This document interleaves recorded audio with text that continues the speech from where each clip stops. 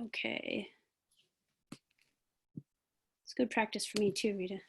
Yeah, absolutely. You're with a great group of learners, so everybody's been so wonderful. Okay, loading.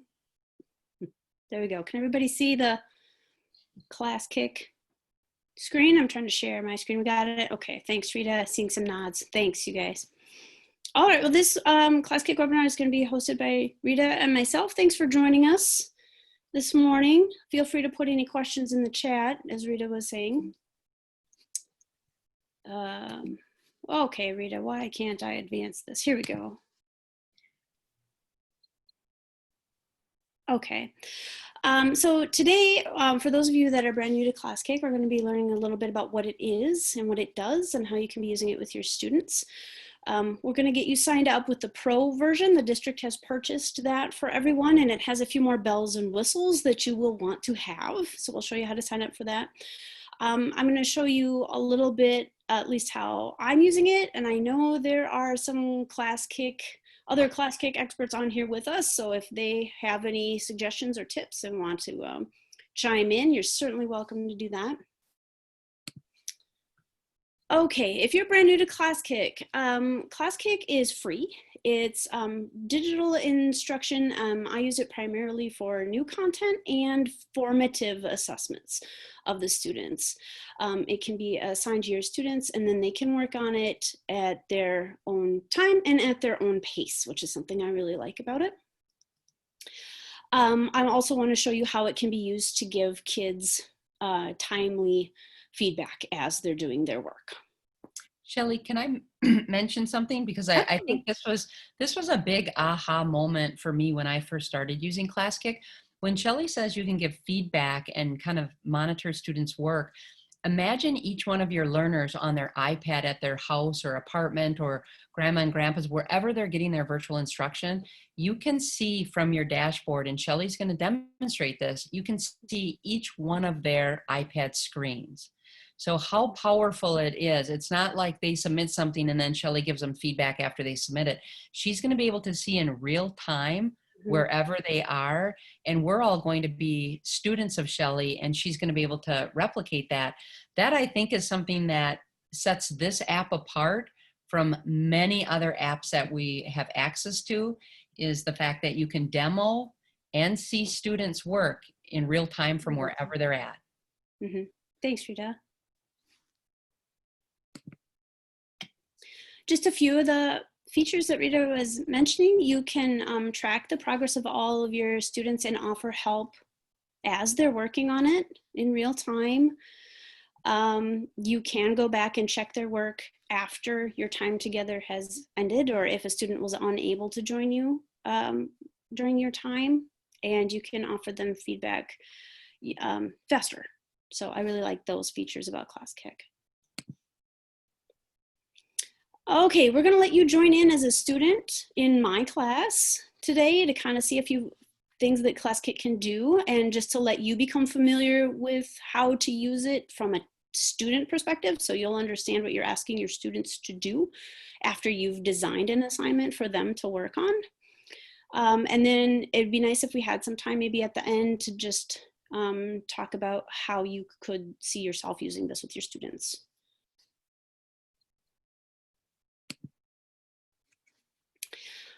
Okay, so on the screen, I have a code and a link. Rita, I think we might want to suggest they try the code first. Yes, definitely.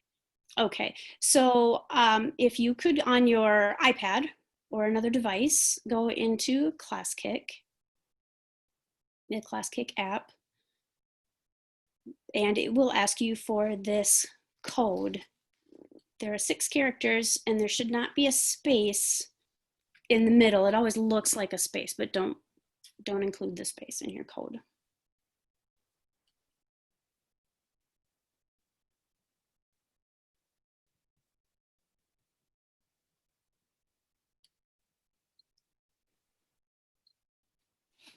Okay, this is kind of an awkward way to do it, but I just wanted to show you, I have my iPad up and I can see which participants have joined in already because it's showing up on my iPad. So I see Andrea, Andy, Blake, Dustin, Ewart, Heidi, Jamie, etc. So the point is I can see who's already in.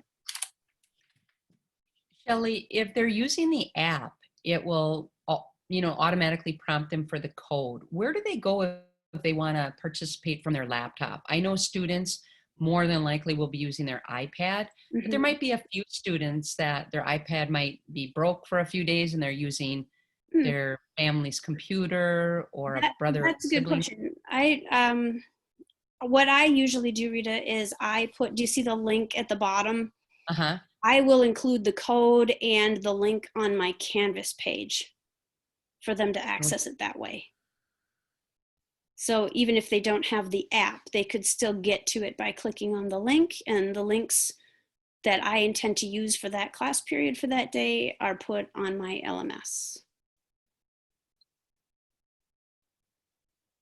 Thank you, Shelley. That's very helpful. Thank you. Okay, are So, we ready to kind of check out this? yes. Okay, so I think I'll keep this code up here for anybody that may not be in yet, but so this is just a practice Classkick that I've made for people, and I'm wondering if can I get out of. You can get out of present mode if you want. You Yeah.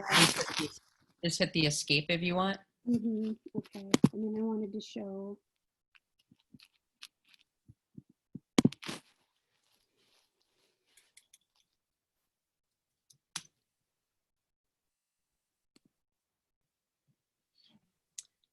So Shelley, you're actually going to give us time to work through some of these questions Yes. on this example. You're Yes. just kind of grounding us and getting us all set. So, Right. And what I'd like everybody to know is this has several slides in it, and it's okay if you just want to find the slides that say, oh, I want to explore how to do that, or I want to try manipulatives, or I want to try putting in a picture, or each slide kind of addresses a different skill. And Rita and I last spring went through this practice more slide by slide, but I understand that not every slide in order is what's going to be of interest to people. So I think we'll just give people a few minutes to explore each slide and practice what they would like to practice and see what questions you have. If you can still see my screen, what I'm showing you is what I see from the teacher perspective. So I can watch you do this in real time, and I can see which slide you're on. So I hope Allison and don't mind that. Oh, wait a minute, I'm sorry. I have the wrong group up. We need this group.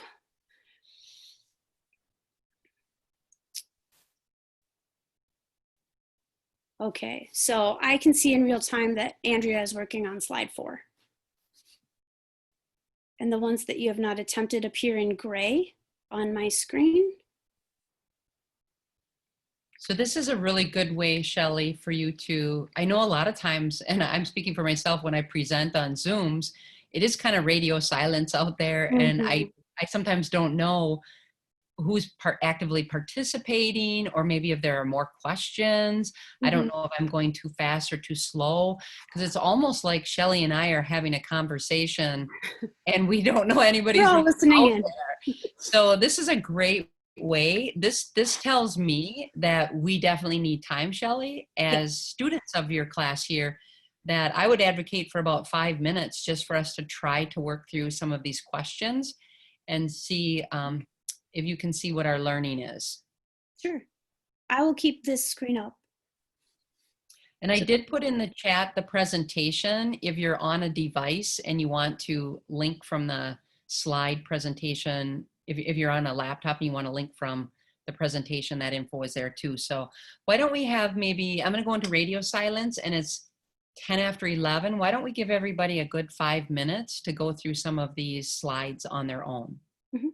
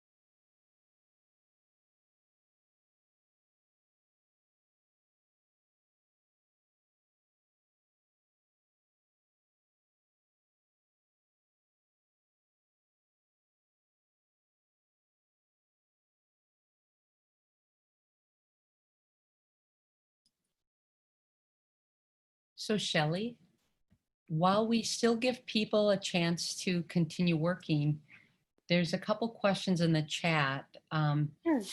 And note that you can raise your hand in Classkick for help. I see Brave Bear has been doing that. Way to go, And, Brave Bear. and anybody can help Brave Bear then, but we have a question. How are you able to move the symbols around on, I think it was like slide 2 or 3? How can you move those shapes around, Shelley? They're just getting lines. Oh, I have not seen that before. Let me find slide 2. So the different colored shapes. Yeah. The shapes have been put in as manipulative. So like on your iPad screen, you should just be able to tap them and move them on They this. need to be in the pointer tool, the Oh, select Yeah. thank you.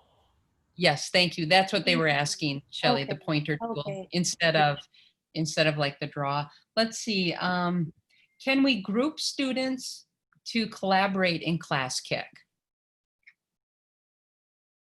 You can, if you want to group students, you'd have to have a different roster for each group. One of So the things that Shelley's going to be showing us, I know we joined today once with the code. One of the big distinctions, in addition to a few of the additional features, are with the Pro, kids only need to roster to your class once. After that, anything you assign, they get automatically. So today we use the code. I just want to be very sure that everybody understands every new assignment, kids don't need new codes. But as Shelley was mentioning, and that's a great question, Carrie, you might want to have different rosters then. So you could have a bear roster and a giraffe roster, and you could kind of group them. And then you could also have a class roster. So Shelley, correct me if I'm wrong, but there's really not any limit to the number of rosters. no, It's no. just most people, I think, enter this in, they have one class roster, at least to start out and show all the features. And then you could definitely say, well, tomorrow we're going to break out into groups. You're going to be in the bear roster and the giraffe roster and blue and the green, whatever you want with that. The one way I know of for students to work together is with the help option. You can set it so they can help one another, but you have to have a lot of protocols in place because then they go in and they write on each other's papers. But they can share and at least work together that way. Thank you. So Shelley, as a teacher now, you see all of our work. Can you kind of scroll through and give us some takeaways? And then we obviously probably have questions on certain features, why you pick certain boxes and why writing an answer is not going to work. So give us the rundown on that, please. Well, I thought, so if you can see my screen up here where it says view all slides, that gives me a thumbnail of everything that everybody's been working on. A lot of times that's too small for me to see. And I was particularly interested, I got up to slide 4, so I can choose just to see everybody's slide 4. And I commented back to a few people as they were working. For example, Jamie here. Jamie had the question, what's the benefit of the pre-made boxes? And I'd like to talk a little bit about that. So I've already, in real time, as Jamie's been working on this, I can write back to her, and it's just, that comment is just for her, on her. So I click on her slide that I want to make a comment on, and I type something. Or I could click on Jamie's slide here and choose the microphone button that's up at the top. And I can say add audio.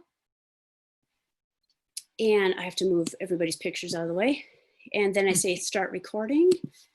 And I can say something like, Jamie, that was a really good question. Make sure I address that when we all get back together as a group.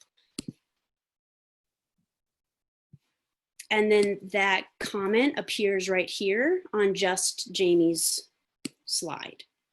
Can you play that for us, Shelley? Sure. I mean, this is amazing that it's this And real I can time. say something like, Jamie, that was a really good question. Make sure I address that when we all get back together as a group. So that's what I mean about like the real time commenting on students' work as they're working. You can be monitoring their work as a teacher behind the scenes, and you can address misconceptions or answer questions on the spot. So let's talk a little bit about those boxes.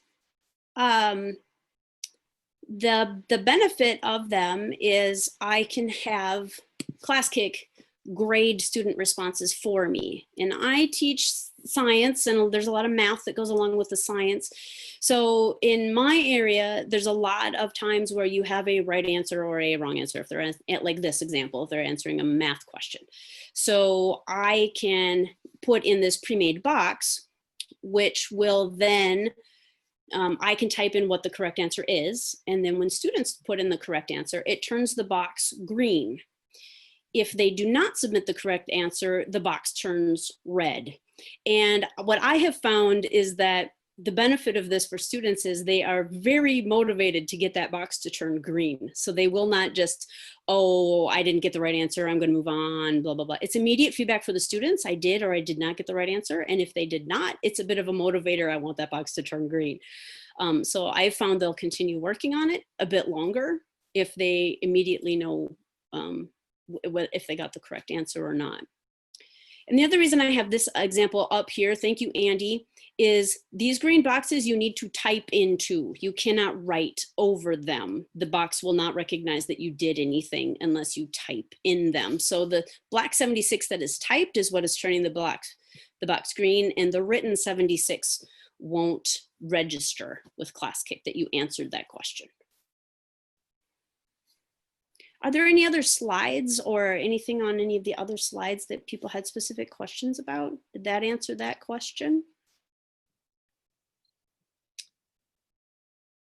Yep, that answered that. Okay. Shelley, Shelley, go ahead. Ask you a question, because obviously the practice assignments are really awesome.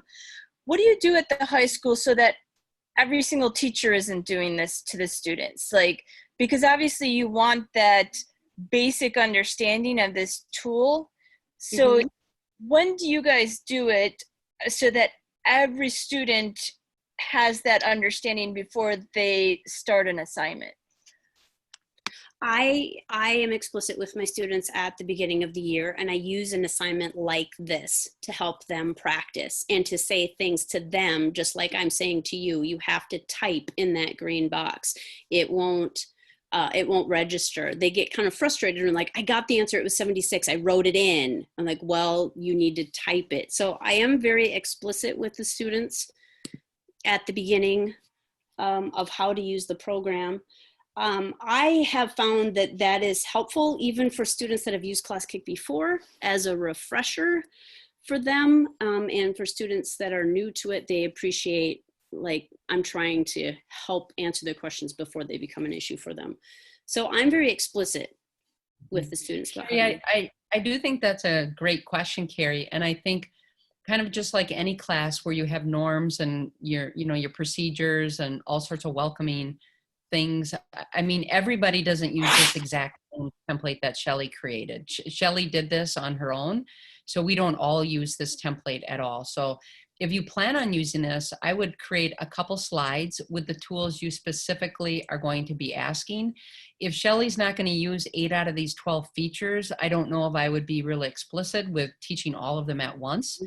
But she could certainly have this as a get to know you activity. It could be specifically related to chemistry. It could be a chem review from last year, just kind of to see where they're at with Classkick and their understanding of chemistry. But to your point, Carrie, which is a good one, we all would not be doing this exact same lesson.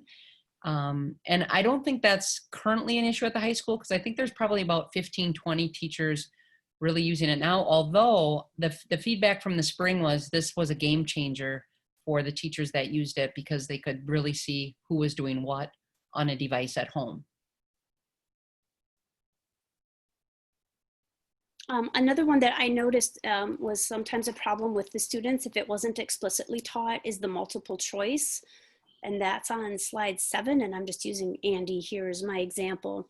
But sometimes the students want to treat these bubbles like a Scantron sheet, and they will go up and use the pen mode and fill that in. And again, that's not how Classkick's going to register. They have to be explicitly taught that what you want to do is click using the pointer tool. You want to just select tap on one of those choices. So I don't want the program itself to be what gets in the kids' way. So at the beginning of the year, I'm pretty explicit with the tools I know I will be using a lot with the students. Shelley, can you share with us how, when you see everybody's slides, how you determine which slides are graded? And I know sometimes people quick put stickers on slides so kids know that they got it right or something, but they might not. Oh, sure. You know, can you just give us a little bit about how you grade with Classkick or assess student work? Sure. Well, if you go to a slide like this math example again that has a pre-graded box on it, up here it will show you that this student earned, I made this box worth 1 point, and this student, because they have the correct answer, received 1 out of 1 point. And if you go back to viewing all of the students at once, after their name, it will tell you how many points they have earned out of however many points you assigned this to be. The other thing it does is, I'm not trying to pick on Andrea here, but if there's an incorrect answer, they show up in red, and correct answers show up in green. So Shelley, how does that work though on like slide 3? You can still assess that even though that was not an automatic point feature. Could you give, Sure.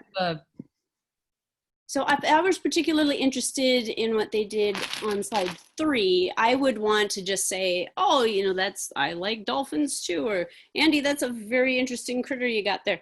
One of the things you can do quickly for students, especially if you end up doing the same response multiple times, there's a feature called stickers.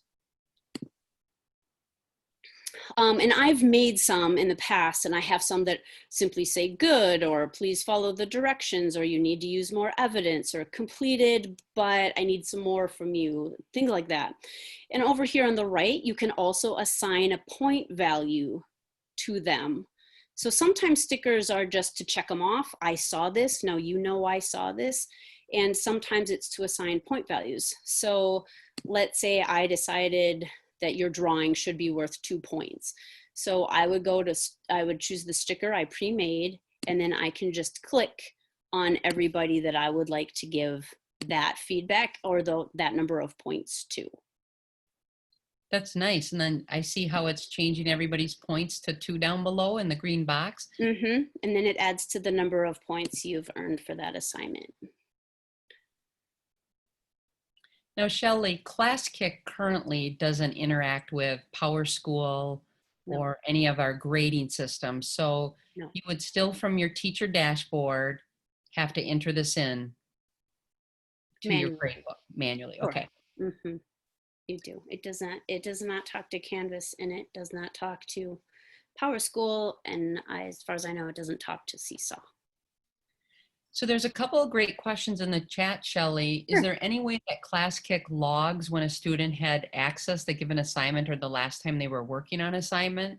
Do you have any idea how long kids are on assignments, or when they last used it, or when they last clicked on it? No, like I know in Canvas, it shows you the last time they entered and how long they were working. Classkick does not do that.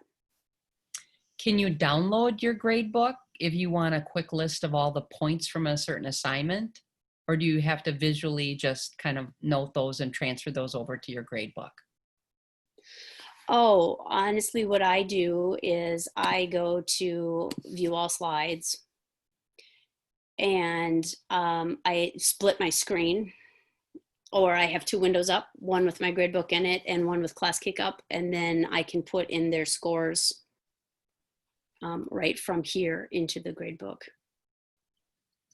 So Shelley, what's the trick? I know we joined and I see Andrea and Andy and Blake.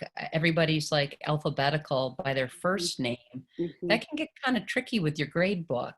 What do we have to say to Classkick about that? Are they, is that how it is? Or? Well, if you go up here, you can do students A to Z, or Z to A, or you could do last name. Got it. But that was something else I was going to mention, especially if you have not met these students yet. I would encourage them when they sign in to include both their first and last name And you will want that as a teacher, both for learning your students, and because if you go to last name, it will sort them by last name, but only if they included their last name. So if you would like your students in your gradebook order, then they would need to type in their last name when they put in that code and they're asked for their name the first time. Shelly, can I jump in for a second? Please do. So when the students log in for the first time, you don't want them to actually type their name in. You want them to log in with their Google ID, because otherwise they won't get the pro version and it won't save their work. So if they log out and log in again, all their work is gone. Okay, thank you, Diana. Thank you, Diana. Yes. So trigger their first and last name to come up, and then under the sort, you can sort it by last name, and it's a lot easier for grading. Thank you, Diana. We now have the pro version for everybody in the district. So I know some of the schools were using possibly the free version before, and maybe even many of our high school teachers were using the free because they were not aware we had the pro. Thank you, Diana. Diana is also a wonderful power user and has some great feedback. So when Shelly and Diana or I show you how to roster here in a few minutes, you're going to want to make sure that students follow a specific sequence of joining. Otherwise, you will find that the kids ask you all the time, I need a new code for this assignment. I need a new code. I didn't get the code. They don't need a code once you get going after the very, very, very first time. So we do have a couple questions in the chat, Shelly or Diana. How do you know you gave me some feedback? For example, if you gave feedback on slide 4 and I'm on slide 6, are there notifications or anything from the student's viewpoint? Or do they have to kind of continue to look to see if? As far as I know, they need to look. I'm also a big remind user. So if there's something I need a student to know right now, I remind them, hey, look at slide 4. I just sent you a comment. But as far as notifications go, Classkick has few of those. I wish Classkick would notify me when the student has finished an assignment, and that's not something that happens either, unfortunately. People are asking where the remind feature is. That's a separate program she's using. She's using like Remind 101, or if you have a Google Voice number. But the protocol for your class could be do the work you have, and then, I mean, hopefully your slides are not like 50 slides deep. If they had a question, your protocol could be, I'll try to answer it within the class period or within the day. Yes, these are feedback options we're giving to the Classkick creators who have visited our district twice now. They're impressed with our use and they constantly want feedback, but currently there's not like a sophisticated notification feature for slides. Dustin mentioned the little bell in the top left corner from the student view lets you know if feedback was given on a slide by a teacher or another student. Thank you, Dustin. So can you point out that little bell, Shelly? Do you happen to see that on yours? Or is that on the student view? I'm in teacher mode. Yeah, sorry, that's in student view. So thank you, Dustin. So that's one way as well. So Shelly, I think this was a great example from a student. Like, I'm hooked. I'm ready to use this. I want to know how to get started. How do I get started with my first assignment? And do I have to do all these assignments manually? Or how do I upload a PDF? Or is there many programs have a library I can kind of look through. Can you kind of start from the very beginning from a teacher and point out how we know if we're really in the pro version and stuff too? Give us the nickel rundown on all of that. Okay, I'll try. That's a lot to read out loud. Oh, sorry. No, it's okay. So it shows that I'm logged in as a pro user. Up here in the upper left, it will say pro school. And you want it to say that rather than saying something like basic. Everybody wants to be in as pro school. A lot of my assignments I make from scratch, but I know that can be time consuming. If you are to start something from scratch, make sure you're in the assignments is great over here. And then you just choose the green button up here. And then you have choices. You can create an assignment from scratch. That's what New Blank Assignment is. You can create it from a file. So let's say I have 3 physics problems I want the students to do, and I already have them on a worksheet from last year in a PDF. You can upload that PDF, and the PDF will appear 1 page per slide. So if my PDF is 3 pages long, it will upload it, and I will have a Classkick assignment that is 3 slides long. And then you don't have, yeah. I find it interesting you keep mentioning the word PDF. Can you not upload Word files or a Google slide or all sorts of different creative files? No, it needs to be a PDF. A PDF. So my choices are start one from scratch, upload a PDF, or I can browse the Classkick library, or I can get them from another fine colleague such as yourself. We can share assignments too. So have you already made one about this? do you want to show us maybe a little bit more how you got this from scratch? Like show us a few of the capabilities of the Okay. program. So we'll choose new blank assignment. And it gives you 3 slides to begin with, just as default. So up here under name, you should name it test assignment or whatever you'd like. There's also a place for you to put a small description. As far as I know, that's not what the students see. It's more for the teacher. So you can remind yourself, like, don't give this assignment until after we've talked about this or whatnot. Up here in the middle of the screen, you have these 3 choices. Edit is where you want to create it. Assign it is where you will assign it to students. And view work is where you will see the students who have worked on it. Okay, so right now we're in edit mode, and then you just click on the first slide, and this is where you can start typing whatever you'd like. So this is a test assignment, etc. You can also import pictures from the web. You can do audio recordings. This button right here, the one that says add manipulative, is how you add the things that the students can move. If you just insert a picture, that picture is where the teacher puts it on the screen and the students cannot move it. But if you want students to be able to move things around, that's this add manipulative. This is the choice for that green pre-made box, or fill in the blank, or fill in the box. This one is for multiple choice. And this is where you can add stickers or add new sticker to make a cute little icon and what you want it to say, and if it should have point values or not. Okay. Is that kind of what people are looking for? I think so. Shelley, I think people are anxious to maybe we should give them 2 or 3 minutes to see if they can log in now as a teacher. Sure. There is a little bit of chat in the window that says some are logging in and it doesn't say pro. I did confirm Amy Arbogast paid for the pro version for each school. So double check that you're with your school Google.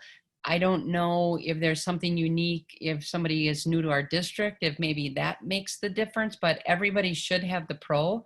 You can definitely get started on the basic version of Classkick, maybe at least for a couple days. And then we can noodle why certain people are not seeing the pro. Can anybody in the chat confirm, as you logged in and signed up as a teacher and found Verona Area School, that you're the pro? Can anybody give us some feedback? Okay, Blake says he's been getting emails telling him not to expect pro access for another week. Blake, is that from Classkick telling you that, or is that from somebody at our school? Kirsten is from Sugar Creek. She's new to the district and she sees the pro. Okay. I know Diana is my kind of go-to, is getting people signed up for pro. I did it once and I did it a long time ago. So Diana, Yeah. if you... I did it about 3 years ago too, but you should have pro up there. So, I think if you just log in with your Google, you have to sign up first, sign up as a teacher, and then once you're in, it'll recognize your school ID. Yeah. Pro. But you need to be using your school. It'll work best if you use your school email on a school issued device. I see Yeah. some people are logging out and logging back in, and it seems to be working now. They're saying they have Pro. Okay. There were a couple other questions, Shelley.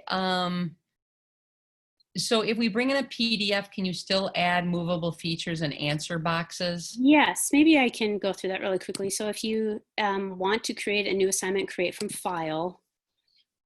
Oh, I should have prepped a PDF somewhere, but here's all my screenshots I've been taking lately. Let's see. Oh, can I search for a PDF, Rita? Here's Yeah. PDF. I'm responding to some chats things. Well, you can search over there on the right-hand side under kind.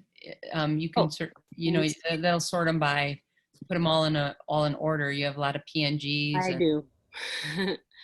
Um, Here's PDF. sure. Oh yeah, there you got a lot of them. Okay, so Just let's don't do the pay stubs. We can let's doodle not do all the over pay your. stub. Let's see. Oh, I don't know. How about that exam? How about that Alyssa exam? Okay.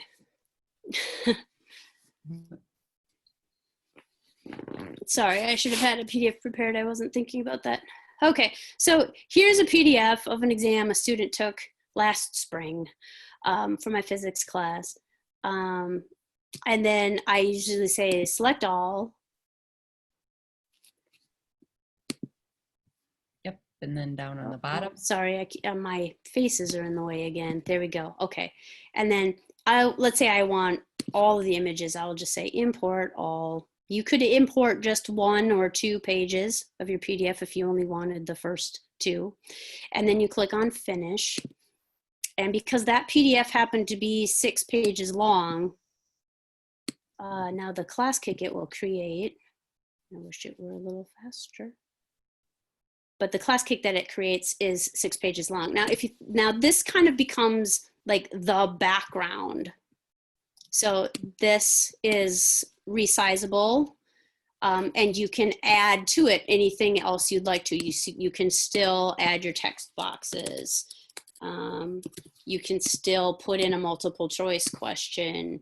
The correct answer is B. There's no, it's worth 1 point, save. So yes.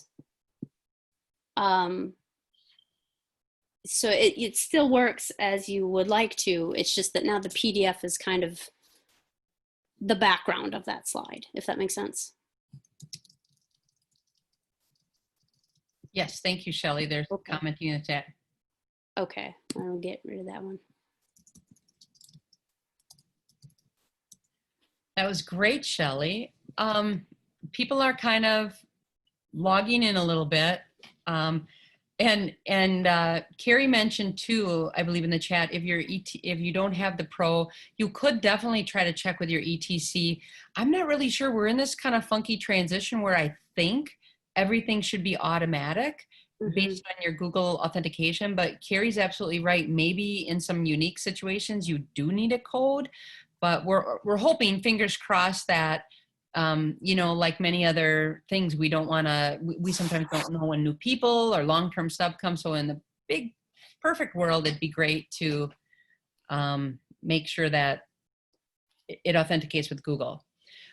Shelley, would you, or because I know some staff are logging in now, so I want to give them a few minutes to do that.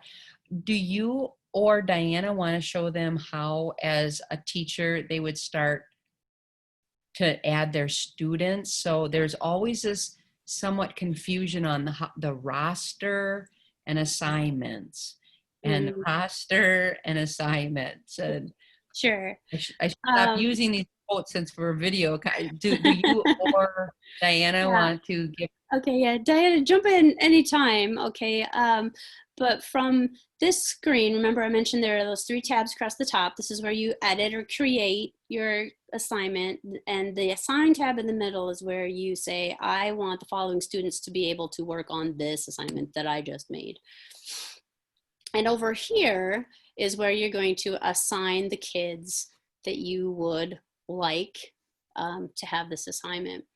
So when you say assign roster, I have plenty from years past. I have sample classes and tests and my physics and chem classes from previous years, but if I wanted to send this to my new students this year, I would say create a new roster, and then I would name this like, I don't know, teachers learning Classkick. Okay, and then you can choose the color you'd like, so you can keep your life all organized, and then you say okay. All right, then if I want this group of students, teachers learning Classkick, to have access to this assignment, I provide them with this code. If we were in class together, I would click it and put this on the projector and have everybody type this in. But since we're remote, I would take this code and put it on Canvas or Seesaw, or I would share this link with my students. And Shelley, just to be clear, once I get that code to roster to your class once, then anytime after that, what do I do? Do I just keep adding assignments to this queue, or how do we move forward so we're not every day giving students codes? Sure. Well, that's the biggest advantage of the Pro, which is why you're going to want that Pro version.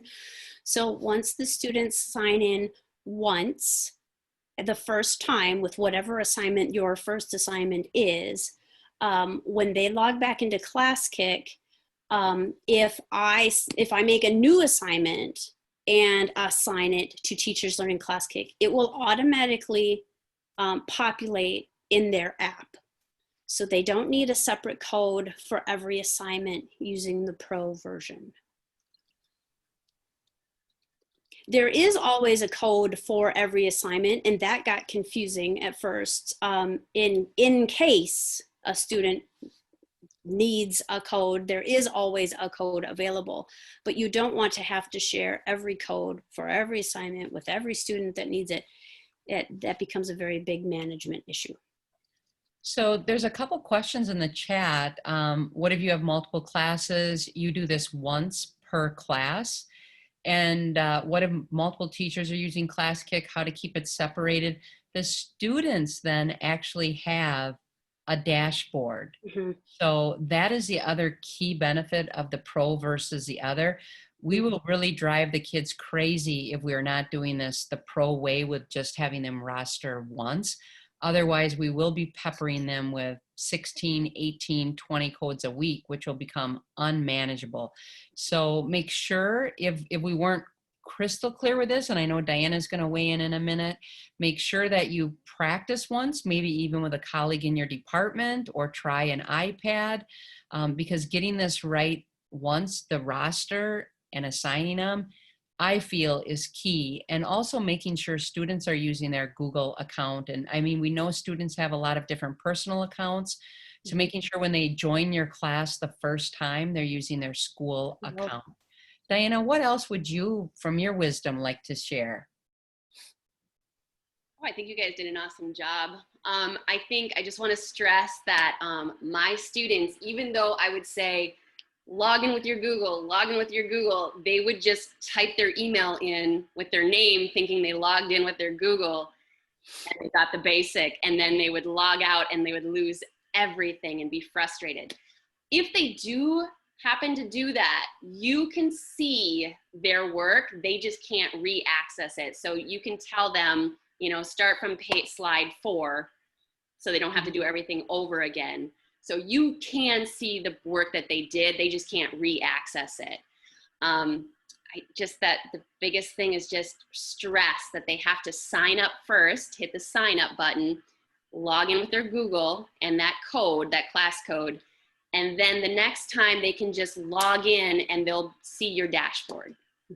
So any new assignment they receive from me will be there waiting for them, and they do not need a separate code for every assignment after the first one. Another tip too is make sure that you're naming your assignments with purpose, because they're going to see a list of assignments. So you want to make sure, like, either by adding the date, make sure that that assignment is named with a purpose, and even maybe if you're going to grade it, make sure that it has the same name in the grade book, just to keep your mind, if you know they're missing something, they're going to ask you which one it was, and if you don't have them lined up, that's going to be really tough for you and for the kids. That's great feedback, Diana and Oh, Shelley. Diana, Would would the two would the two of you would it be fair to say that for your first assignment, instead of making it 12 slides that Shelley did, well, which would be good, you know, if you as a teacher were like using this quite a bit, which Shelley has. Shelley's used this for 3 years now. Maybe you want to do assignment with 2 slides and Oh, then yeah. another assignment with 2 slides to give them practice to just see from the get-go, is the rostering all set? Because then when they get their next assignment that's only 2 slides or 1 slide, they Right. would see that they don't have to use a code. I mean, just to start out small, to instead of bigger assignments, to just practice this rostering.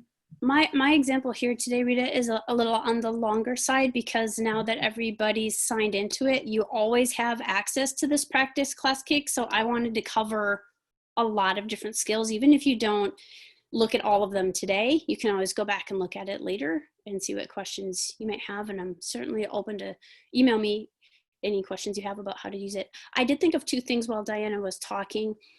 When the students see their list of assignments on their dashboard, there will be a green dot in front of all of the assignments that are new, that a teacher has put in there, but they haven't started. So that's how they'll know, oh, this one's new, I should be looking at this one. And the other thing that causes a few students a little bit of anxiety is that there's no submit button. So it records in real time. So a lot of students want their, I'm done with the assignment, how do I hit submit? How do I, and you have to convince them to have faith that it records as they work in real time. So they do not have a submit button to hit at the end. You can also just teach them to do the check work raised hand button, which is like a green hand. Mm-hmm. Just hit check work, and then then I know that they're done. Mm-hmm. And then they can feel like they've completed it. Right, if they need a sense of closure. But that was a problem for a few students, like, how do you know I'm done? So like, I will check it, don't worry.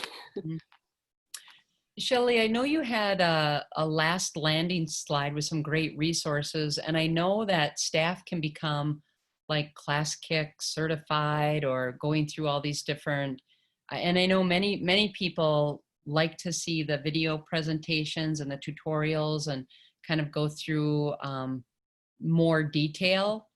And then did you have time to show us the library quick before we send the final, after you show us the resource page? If we were to start an assignment from Sure.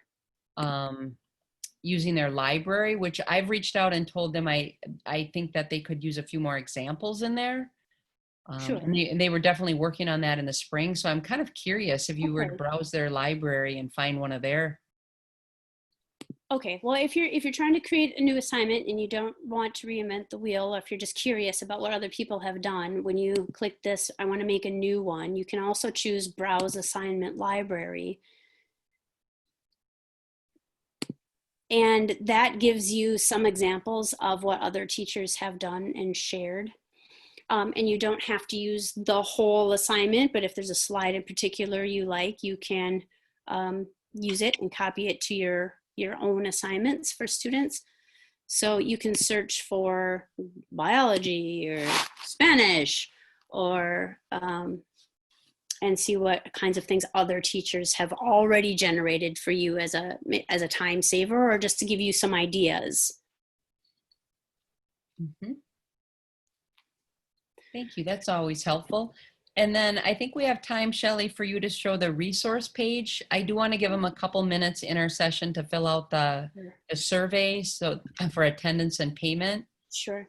What Can I just say, Rita, and we don't have to do it now, but in the Google slide presentation that Rita shared with everyone in the chat, I did include a code as a simple 1-slide exit ticket, because I also use Classkick for formative assessments.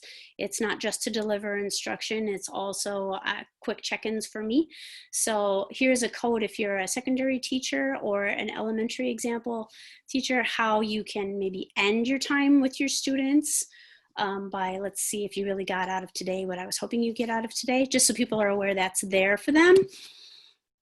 And there's also this help and resources page. Classkick has ways to contact them if you do have questions. to learn about features, etc., etc. So they are very good about that. And then our last slide together was where you need to click for your exit ticket for today, and it's how we know you attended. So please take a moment to fill out that survey. Provide us with feedback. Yes, I put the form in the chat as well, if that's easier. And so we do ask you to complete that today. It's a 3-question form, so hopefully we can just give you a few minutes now. I personally want to thank Shelley and Diana. Shelley's done an amazing job, and is really, the two of them have really been kind of on the forefront of bringing Classkick. I feel it's definitely an underutilized tool. It can be kind of frustrating if you don't get the rostering and assignments right. So please don't worry about that. Start small, practice with a colleague. You can share examples from, like if Shelley creates something, I don't have to recreate it. She can share it to me if I'm a chems teacher, and I can just tweak it or add things. So work together, help each other. But I definitely feel that this is an app that can really transform teaching and learning. And I think Shelley would agree, and Diana too, that it's really changed the way that they teach. Absolutely. Especially remotely. Yes. Jessica, did you want to share something about sharing with? Yeah, actually, if I could share my screen, if that's okay. Sure. Sure, I'll stop sharing. Give me a sec. So I've used Classkick quite a bit. You can create a link. So for example, it says CKCS Elementary Shared Classkick Assignments homepage. So I have created a link for all of my assignments. So anybody who had this link in my school or another school can access all of my assignments. Give me a second. It's not going. Oh, just one. So these are all, why did it do that? Sorry. There, these are all my assignments that I've created over time, listed alphabetically. And so anyone that I have shared my link with can access any of these assignments that I have made. So you don't have to necessarily share each one with each individual colleague. You could just have this listed. So for example, like I had done all of the 4th grade guidance for the step 2 lessons and uploaded all of the lessons, all the worksheets, and shared them with 4th grade at Country View. So it can be from school to school. It doesn't necessarily have to be, within your own school. But I mean, this is a great way for people so they don't have to reinvent the wheel. I mean, I've got a ton of guidance. I've got science, reading, everything in there. So if you share out with your colleagues, then that link, they have access to what you're working on, if you want them to, that is. And I think you can make copies and then adapt them. Like if you have something different you want to add, or you want to add another slide, it doesn't change yours. Right. Yeah, you make a copy and then you can adapt it. Yeah, so you can just copy the link to share, or you can click on the sheet that you want and make a copy of it and change it as you want. Okay, well, thank you, everyone. We have just about 30 seconds left. I will have to end this Zoom. I have another Zoom starting. We're almost on the hour, every hour today. So thank you for joining us. They did up the numbers in my learning plan for many of the other sessions, and they added 7 additional sessions this morning, or actually late Friday. So if you were looking for the Zoom or the advanced Zoom, but more importantly for this session, a big round of applause for Shelley, and thank you, Diana, for helping with the chat. Jessica for sharing some great ideas on sharing examples. And don't hesitate to reach out if you have more questions, or maybe you're at your own site, they could have a review on opening days. We realize many people are participating in these sessions before school, but they're not required. We are getting compensated, but they're not required. So we definitely want to make certain some of these opportunities are available once school starts too, even on an informal basis. So Shelley, you're getting a lot of thank yous, a lot of shout outs. Diana, Thank you, everyone. for your stuff. Let me know if you do not have access to the link for the survey, because that is the attendance and the payment piece. So again, do not enter anything into Skyward. That will all be taken care of for you, but we do need you to fill out that survey. And Shelley, I'll go ahead and take attendance later on this afternoon. Okay, thanks, Rita. Yeah, you bet. Okay. Feel free to sign off after you've filled out the survey.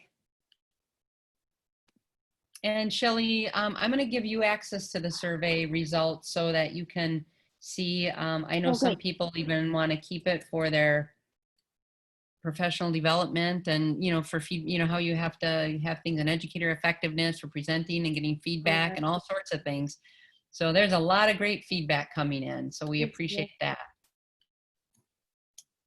Rita, as far as the presenter side, Sure. I saw the Google form we're supposed to fill out. Do you want me to do that, or it says like one per, one presenter? Why don't you go ahead and do that, Shelley, and then just add my name on the bottom. Okay. I'll do that. Thank you. Okay, thanks everybody. I'm going to go ahead and sign off this session. So you may or may not all lose access, but make sure you have the form first. Molly has the form, but not the survey.